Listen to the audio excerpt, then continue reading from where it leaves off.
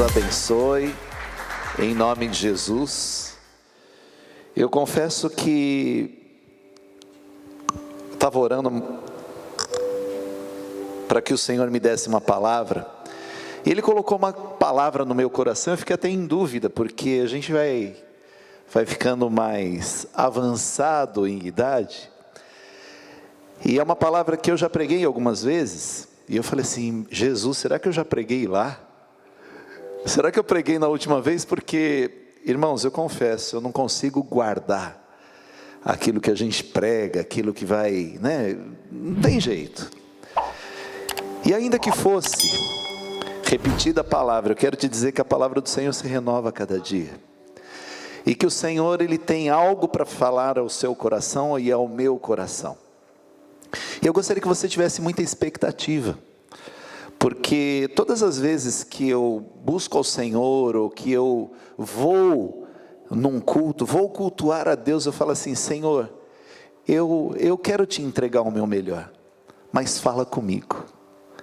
Porque não dá para a gente se colocar na presença do Senhor e voltar da mesma forma. Não dá para a gente se apresentar ao Senhor e não voltar cheio de expectativas de Deus para a nossa vida. Seria tão vazio, tão monótono, tão pequeno. Mas Deus, Ele fala conosco, Ele nos renova, nos fortalece, Ele traz novas expectativas para a nossa vida. Agora, a gente tem que abrir o nosso coração, porque o Senhor diz: eis que estou à porta e bato, e aquele que abrir a porta, eu entrarei e cearei com ele, e ele comigo. O Senhor é um gentleman, é isso? Gentleman. Ele não entra assim, não, Ele se dispõe, e se você fala eu quero, Ele se faz presente na sua vida. Eu gostaria que você abrisse sua Bíblia no Evangelho de Lucas, no último capítulo, 24. E que o Senhor possa falar ao nosso coração hoje, de uma forma assim tremenda e especial. Versículo 13. Eu não consigo recordar, até procurei essa mensagem no YouTube, se eu tinha já pregado. Daí eu vi uma gravação lá no Brasil, que eu preguei na última vez que nós estivemos, numa das últimas vezes que eu estive no Brasil, ano passado, retrasado. Eu estive pregando na nossa igreja do Brasil, e eu falei: não, lá eu não preguei então. Glória a Deus, né? Imagina. Diz assim, versículo 13, já acharam? Lucas 24, versículo 13. Diz assim: naquele mesmo dia, 2 deles estavam a caminho para uma aldeia chamada Emaús, distante, repitam comigo, distante, de Jerusalém 60 estádios. Iam conversando a respeito de todas as coisas sucedidas. Aconteceu que, enquanto conversavam e discutiam, o próprio Jesus se aproximou e ia com eles. Os seus olhos, porém, estavam como que impedidos de o reconhecer. Então, lhes perguntou Jesus: que é isso que vos preocupa? E de que ides tratando à medida que caminhais? E eles pararam entristecidos. Um, porém, chamado Cleopas, respondeu dizendo: és o único, porventura, que, tendo estado em Jerusalém, ignora as ocorrências desses últimos dias? Ele lhes respondeu: quais? E explicaram o que aconteceu a Jesus o Nazareno, que era varão profeta, poderoso em obras e palavra, diante de Deus e de todo o povo. E como os principais sacerdotes e as nossas autoridades o entregaram para ser condenado à morte e o crucificaram.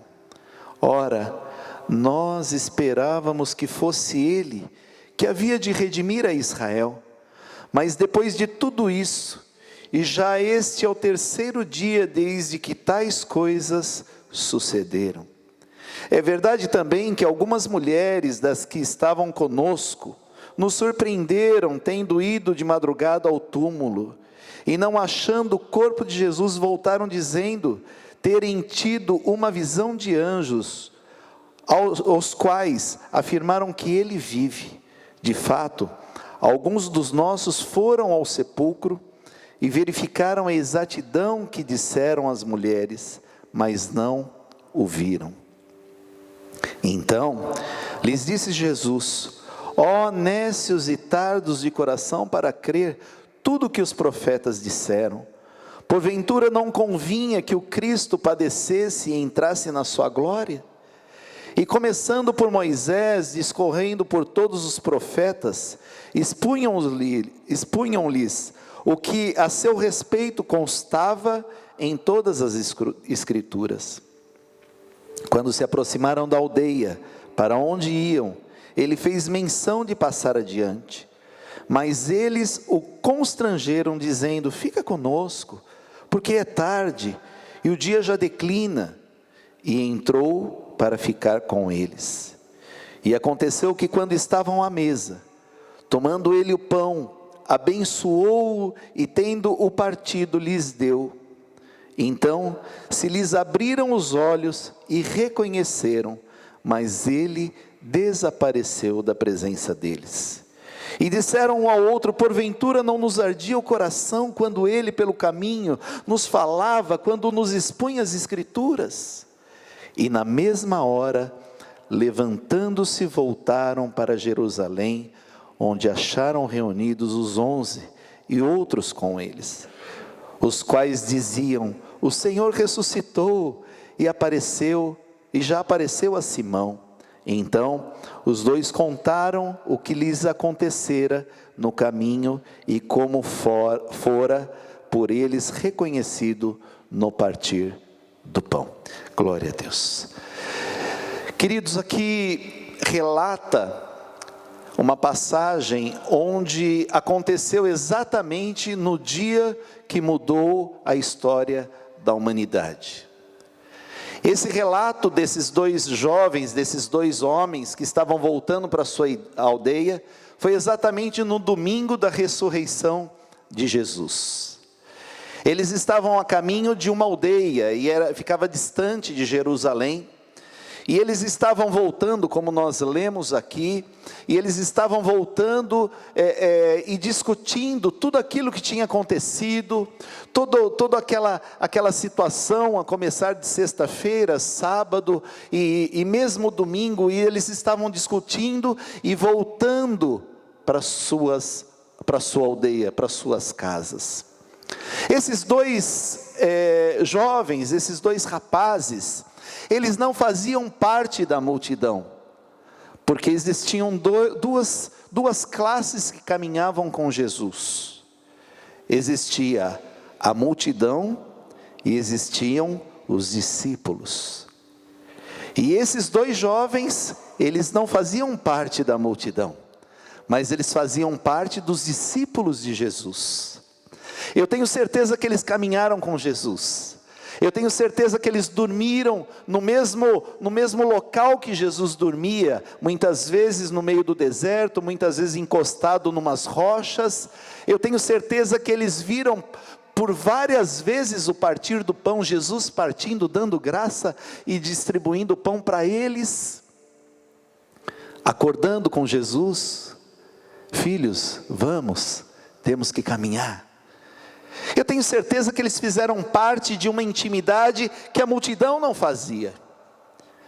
E aqueles dois discípulos, eles estavam voltando para suas casas. E a palavra de Deus diz que ficava distante de Jerusalém. Distante onde era a cidade de Deus. Onde o povo se encontrava para adorar a Deus e aonde tudo aconteceu. Eles estavam distantes. Eles estavam voltando para suas casas.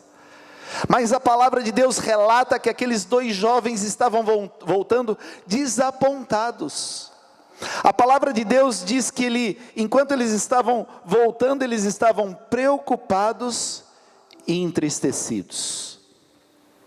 E nesse momento Jesus, ele entra no caminho daqueles 2 jovens.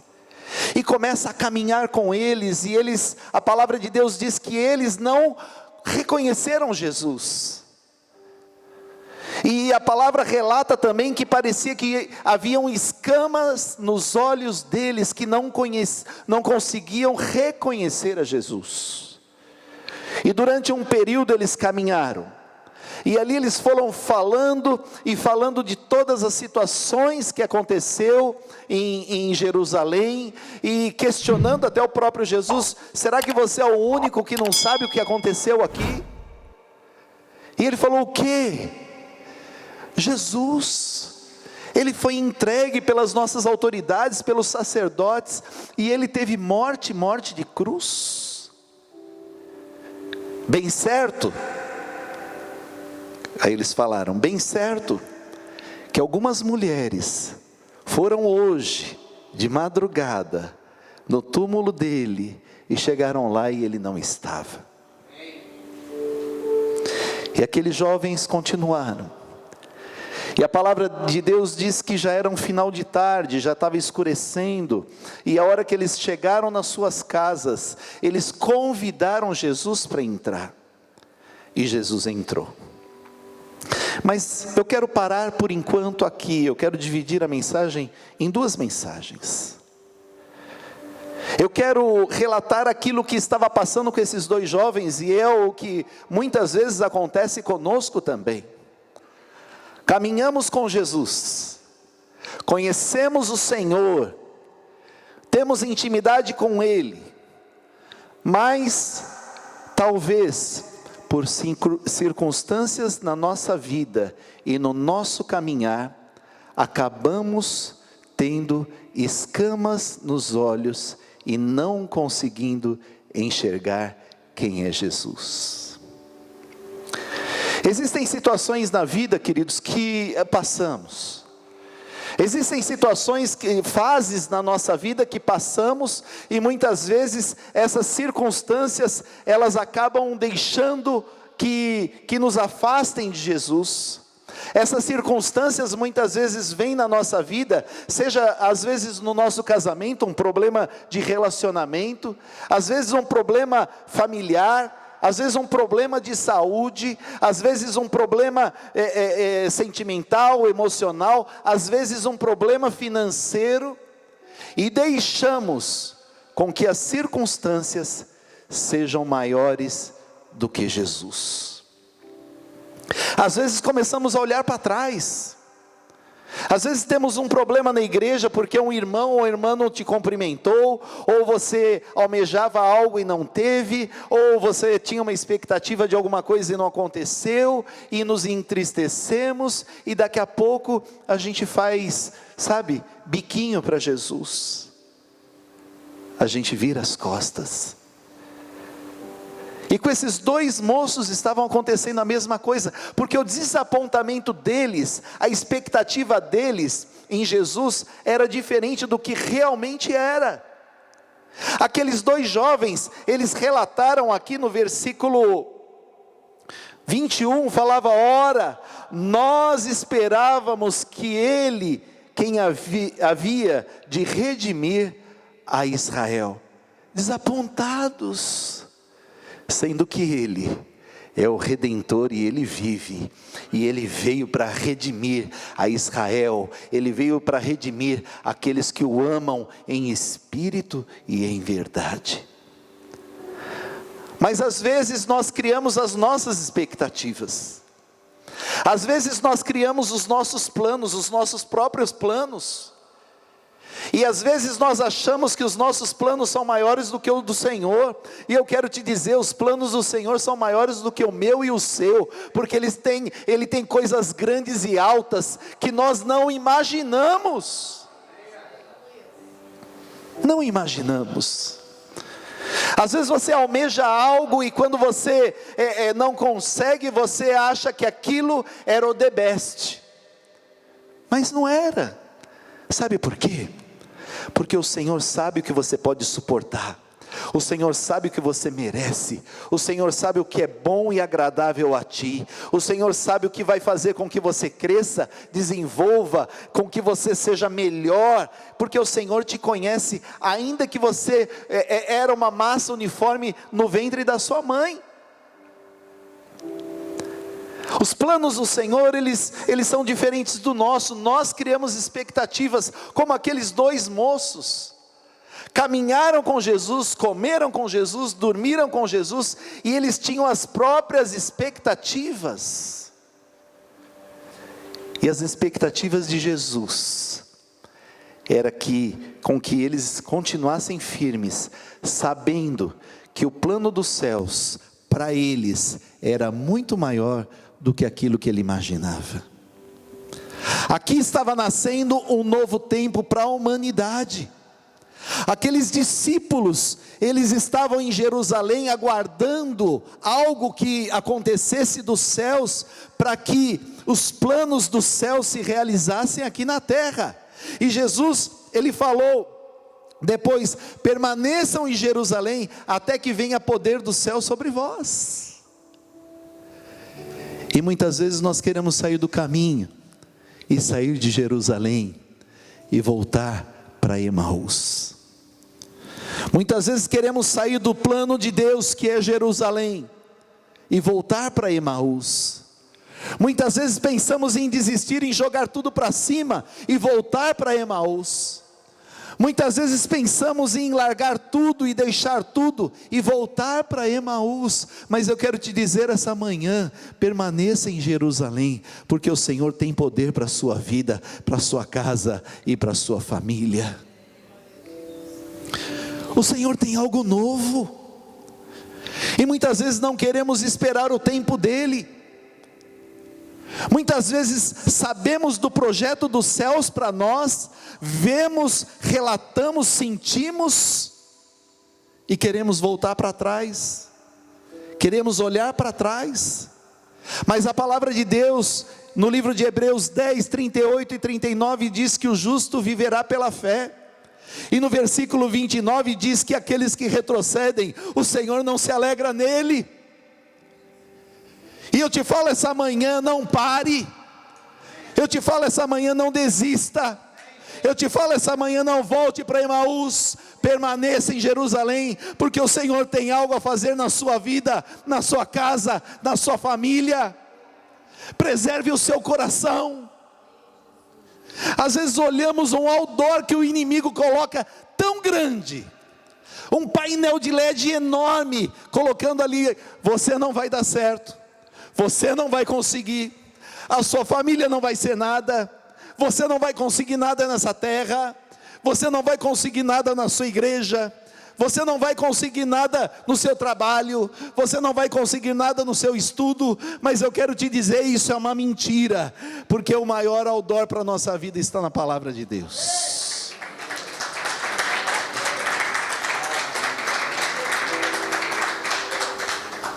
E muitas vezes nos apegamos àquilo que enxergamos. Muitas vezes o nosso parâmetro tem sido o parâmetro do mundo.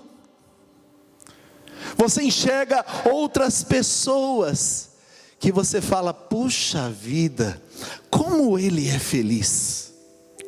Olha que carrão que ele tem, olha que casona que ele tem, olha o emprego que ele tem, olha a família que ele tem. Mal sabe você quando aquela pessoa coloca a sua cabeça no travesseiro. Talvez você olhe o carro, mas não olhe a lágrima. Talvez você olhe a casa, mas você não olhe o choro. Talvez você olhe a vida dele, a família dele, mas você não vê o coração. Eu quero te dizer: aquilo que o Senhor tem para você vai realizar. E o Senhor tem um plano, que é um plano perfeito para a sua vida. Nós não podemos nos apegar ao parâmetro do mundo. Nós temos que nos apegar ao parâmetro de Jesus. Nós temos que saber, Jesus falava com os discípulos: olha, desde os profetas, desde de Moisés, passando pelos profetas, pela escritura, eu tenho que morrer, eu tenho que ser sacrificado, mas eu ressuscitarei, e eu darei vida eterna a todos vocês. O véu que separava, não vai mais separar, porque eu vou morrer, mas eu vou ressuscitar, e quando eu ressuscitar, aquilo que dividia, não vai dividir mais. E às vezes achamos que os nossos planos são maiores que o de Deus. Às vezes achamos que o nosso jeito, os nossos projetos, os nossos sonhos são maiores do que os projetos de Deus. Eu quero te dizer essa manhã, o Senhor, Ele restaura sonhos, em nome de Jesus. Eu quero te dizer que o Senhor te trouxe aqui para restaurar os projetos. Eu quero te dizer que se você entrou aqui essa manhã sem uma palavra para a sua vida, eu quero te dizer, o Senhor tem o caminho perfeito para você, para a sua casa, para a sua vida, para a sua família.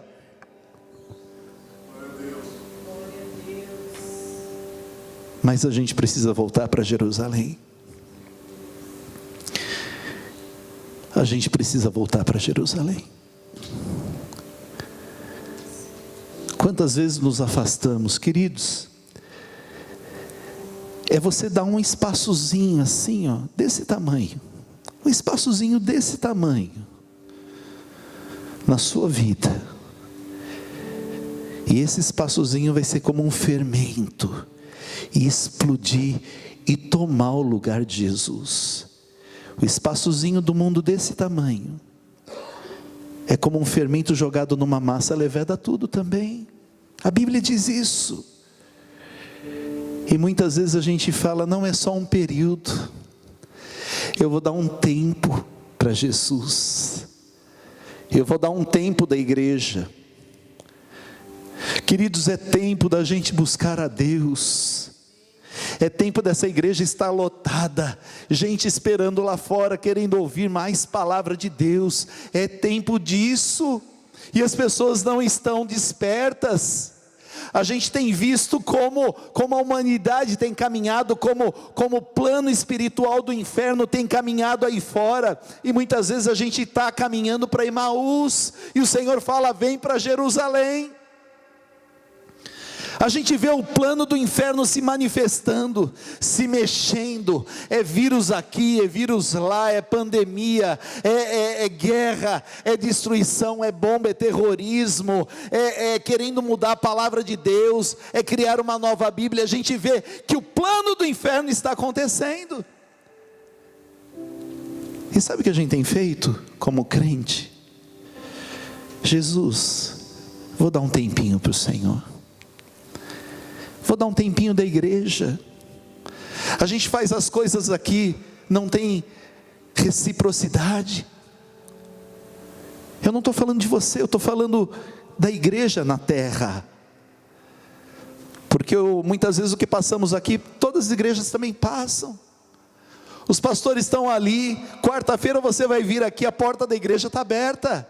Tá ou não está, pastor? A palavra de Deus tem sido pregada, e muitas vezes a gente não tem tempo. Às vezes cria uma célula, um estudo, o culto, é um culto de manhã, é um culto à tarde, e as pessoas estão dando um tempo. Eu quero te dizer que não é tempo de dar tempo, é tempo de buscar a Deus e falar, Senhor, eis-me aqui, faz de mim um vaso novo, quebra, restaura e me enche com o teu Espírito, porque eu quero viver contigo. E às vezes a gente está no tempo.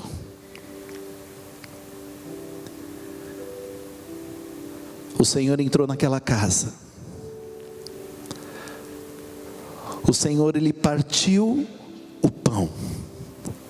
E a palavra de Deus diz que quando Ele partiu o pão, e quando Ele deu graça, as escamas dos olhos caíram daqueles dois discípulos. Aquilo que impedia e aquilo que eles não conseguiam enxergar, começaram a enxergar.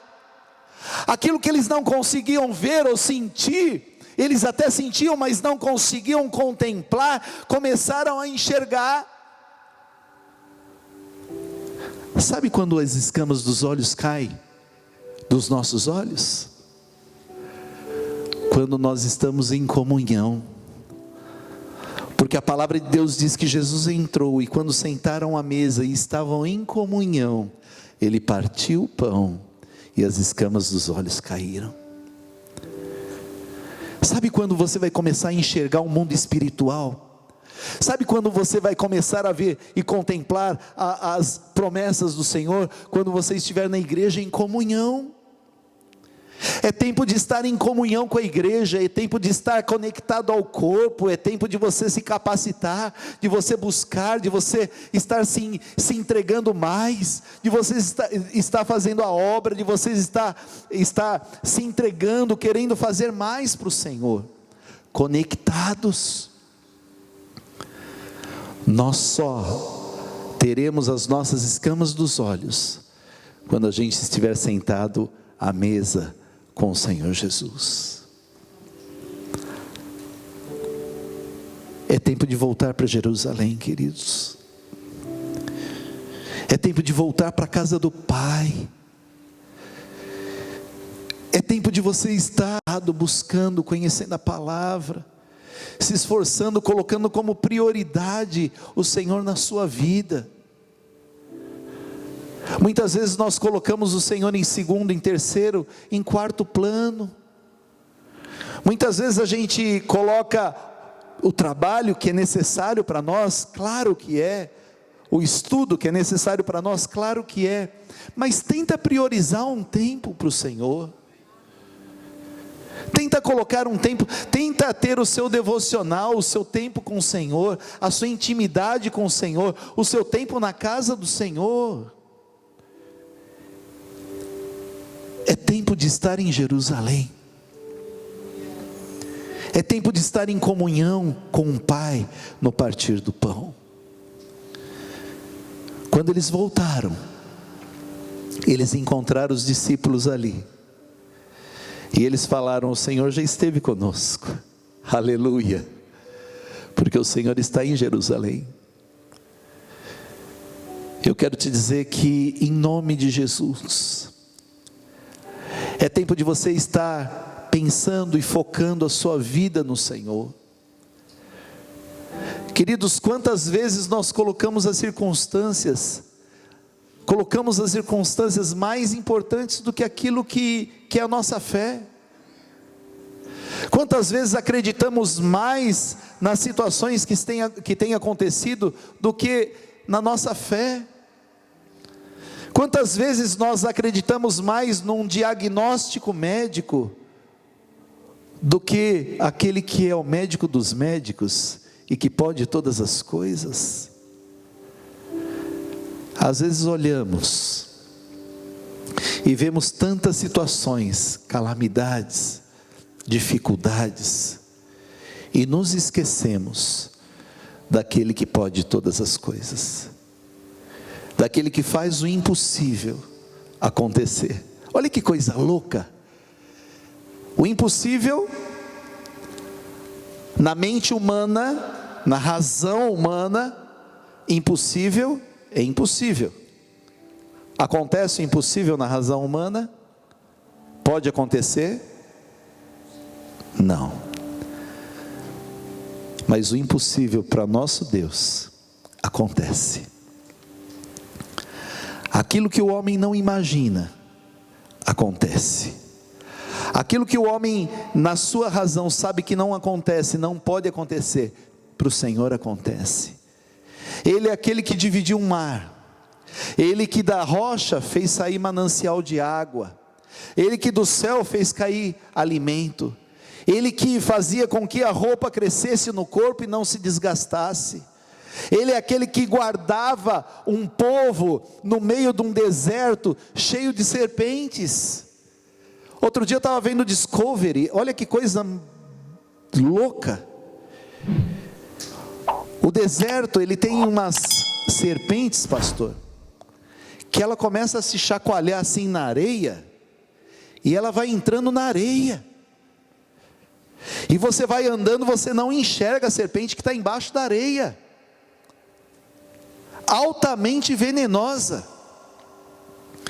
E eu não consigo ver na Bíblia alguém que morreu picado pela serpente no deserto, enquanto o Senhor estava guardando.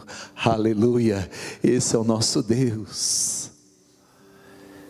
Ele nos guarda, Ele nos preserva, Ele nos restaura, Ele nos fortalece. Ele é aquele que divide o Jordão, Ele é aquele que faz reis e principados se dobrarem diante do povo de Deus. Será que esse Deus não pode te ajudar aqui no Canadá? Será que esse Deus não pode te ajudar em uma questão no Brasil? Será que o Senhor não pode te ajudar numa enfermidade?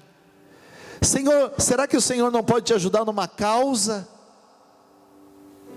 Eu quero te dizer, Ele pode e Ele vai. Basta estarmos no centro da vontade dEle. Basta estarmos em Jerusalém. Essa manhã você veio aqui para ouvir uma única frase: